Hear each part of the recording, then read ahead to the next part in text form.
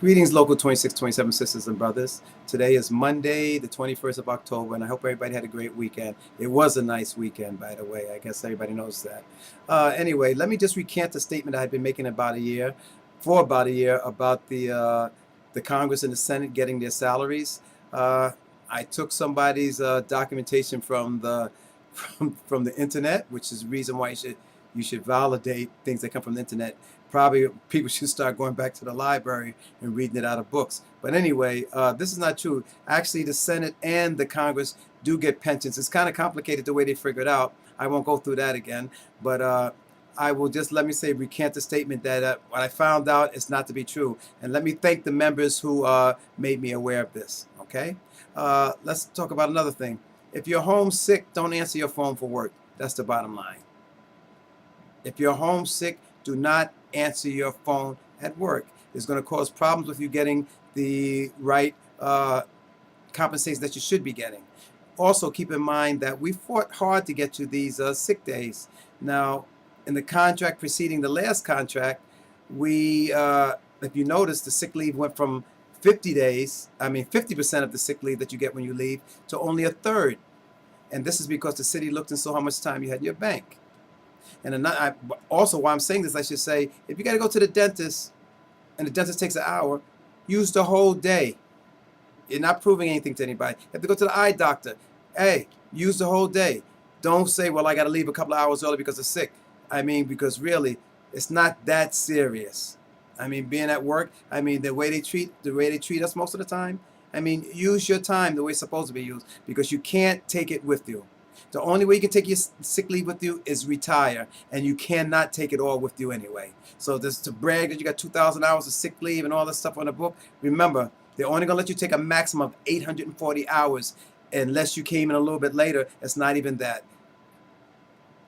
Anyway, that being said, emails. Please do not just arbitrarily send us emails. Please talk to us and let us ask you to send us an email. We get too many emails a day. Mike and myself, we get probably 70 to 80 emails a day, plus the hard copy mail that we get 4 times a day. 4 times a day, plus the 20 or 25 phone calls that we field a day. You send us email today, we may not get to it for 3 or 4 days. It's hard. If we need something from you in email, we will ask you to send us an email. We will tell you what to put in the subject so we can identify you. But people are sending us emails, and on top of that, they're sending us emails that are 2 pages long.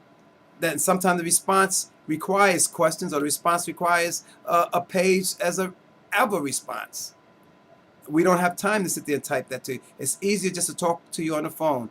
And don't get offended when we ask you questions about your situation. It seems like we're badgering you, or we're playing the devil's advocate, whatever you want to call it. We need this information, because we have to litigate this. We have to go in front of management, and we have to have all of our facts. They're not going to take word of mouth. If you go out, if you're sick, or if somebody tells you you're going to do overtime, or you're on standby time, send out an email. As per your instructions, I will be doing standby this day, or I will be on overtime because management is starting to get really flaky with this. They're starting to get amnesia, not saying that they offered you this or saying that you volunteered. So in the future, please make sure that you let people know that via email that you're confirming that they gave you instructions to do overtime or to be on standby time.